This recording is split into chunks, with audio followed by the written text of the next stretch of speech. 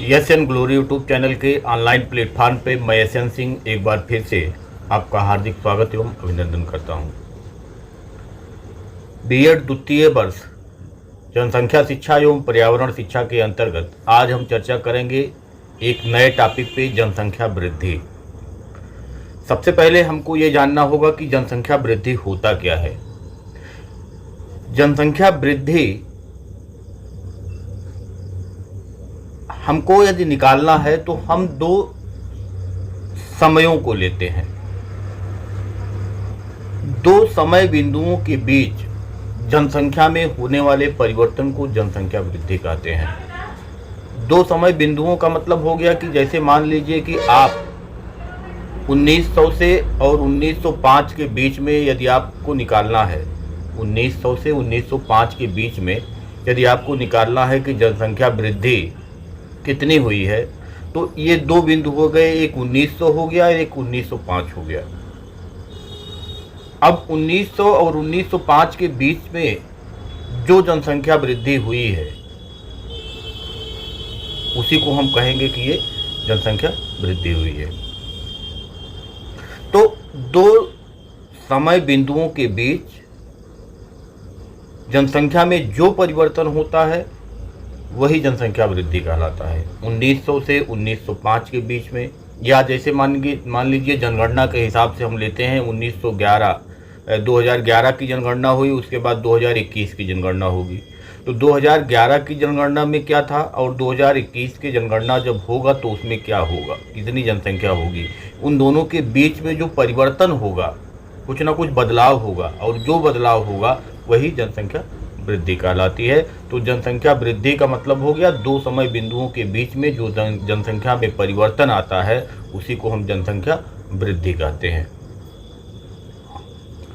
इसके अलावा यदि हम चर्चा करें कि जनसंख्या की प्राकृतिक वृद्धि क्या होती है, नेचुरल जो वृद्धि होती है वो किसे कहते हैं, तो किसी क्षेत्र विशेष में दो समय अंतरालों में जन्म दर और मृत्यु दर के अंतर से बढ़ने वाली जनसंख्या को उस क्षेत्र की प्राकृतिक वृद्धि कहा जाता है। इसका मतलब ये होता है कि एक क्षेत्र विशेष की बात अगर हम करें तो वहाँ पे कुछ बच्चों का जन्म होगा और कुछ लोगों की मृत्यु होगी। अब इसके बीच जो अंतर आएगा उसी अंतर को उस क्षेत्र की जो है जनसंख्या की प्राकृतिक वृद्धि हम कहते हैं। यदि जन्म दर अधिक है, मृत्यु दर कम है, जैसा कि विकसित राष्ट्रों में आप देखते हैं अधिक होता है, आज विकासशील राष्ट्र में भी लगभग ये सिचुएशन है कि जन्म दर ज़्यादा है, मृत्यु दर कम है। और जन्म दर ज़्यादा मृत्यु दर कम का मतलब होता है कि हमेशा जो जनसंख्या बढ़ेगी वो इसी कारण से बढ़ती है कि जन्म लेने वाले बच्चों की संख्या अधिक होती है, जबकि मृत्यु होने वाले जो आदमी होते हैं, व्यक्ति होते हैं, उनकी संख्या कम होती है। तो जन्म दर और मृत्यु दर के बीच जो अंतर होता है उस क्षेत्र की प्राकृतिक वृद्धि कहलाती है, उस क्षेत्र की जनसंख्या में प्राकृतिक वृद्धि कहलाती है। तो प्राकृतिक वृद्धि का मतलब जन्म दर और मृत्यु दर के बीच जो अंतर पाया जाता है, उसी अंतर के नाते जो जनसंख्या में वृद्धि होती है उसी को हम जनसंख्या की प्राकृतिक वृद्धि कहते हैं।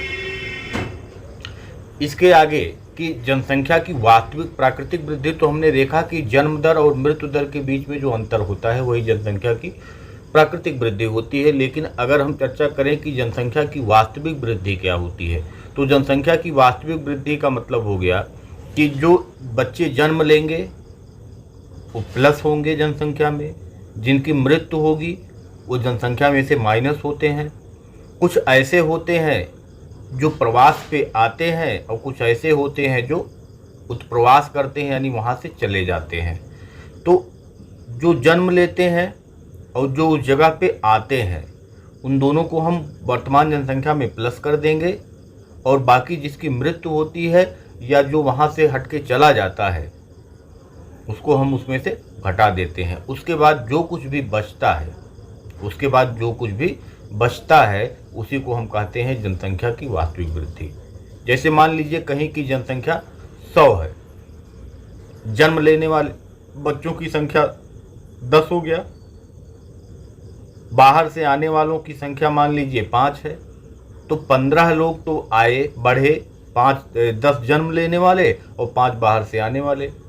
और मान लीजिए कि 7 लोगों की मृत्यु हो गई और 3 लोग बाहर चले गए, तो इसका मतलब 7 3 10 तो वहाँ से हट गए, तो 15 तो बढ़े कुल, लेकिन 10 तो वहाँ से या तो मृत्यु हो गई या तो कहीं बाहर चले गए। तो जो वास्तविक वृद्धि होगी वो 15 में से हम 10 को माइनस करेंगे, वास्तविक वृद्धि 5 की होगी। तो जब जन्म दर और मृत्यु दर के अतिरिक्त प्रवास के कारण भी जनसंख्या में वृद्धि होती है तो उसे जनसंख्या की वास्तविक वृद्धि कहा जाता है। इसका मतलब फिर से एक बार समझिए कि जब जनसंख्या की वास्तविक वृद्धि हम निकालेंगे तो जो जन्म लेने वाले बच्चे हैं उनको जोड़ा जाएगा, और प्लस जो बाहर से आकर के प्रवास करते हैं उनको जोड़ा जाएगा, और जो मृत्यु हो गई जिनकी उनको घटा दिया जाएगा, और प्लस जो प्रवास पे चले गए यानी वहाँ से जो बाहर चले गए उनको भी घटा दिया जाएगा। तो जन्म लेने वाले और प्लस प्रवास पे आने वालों को जोड़ा जाएगा, मृत्यु होने वाले को और उसके अलावा जो वहाँ से चले गए हैं उनको घटा दिया जाएगा। इससे जो बैलेंस बचता है उसी को हम कहते हैं जनसंख्या की वास्तविक वृद्धि। तो जनसंख्या की वास्तविक वृद्धि का मतलब हो गया कि जन्म प्लस प्रवास माइनस मृत्यु माइनस उत्प्रवास, इस तरीके से जो कैलकुलेशन आएगा उसी को हम कहेंगे वास्तविक वृद्धि। अब जनसंख्या की वृद्धि दर जो होती है वो कैसे निकाली जाती है, जनसंख्या की जो वृद्धि दर होती है वो कैसे निकाली जाती है, अगर इस पे चर्चा किया जाए तो जनसंख्या की जो वृद्धि दर होती है, वृद्धि दर का मतलब प्रतिशत में ही हम बताते हैं, जनसंख्या में वृद्धि दर जो होती है वो प्रतिशत में ही हम बताते हैं। तो इसके लिए एक फार्मूला होता है कि जनसंख्या वृद्धि यानी कि कितनी जनसंख्या वृद्धि हुई, पहले समय बिंदु पर जनसंख्या क्या थी उसको लिया जाता है, गुणा 100 कर दिया जाता है।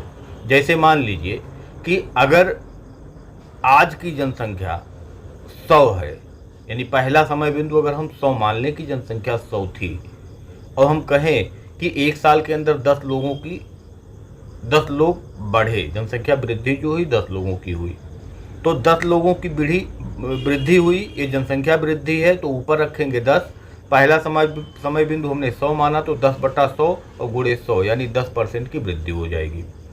जो 2011 का जनगणना था उसके हिसाब से अगर आप देखिए तो 18,31,78,175 इतने जनसंख्या बढ़ी।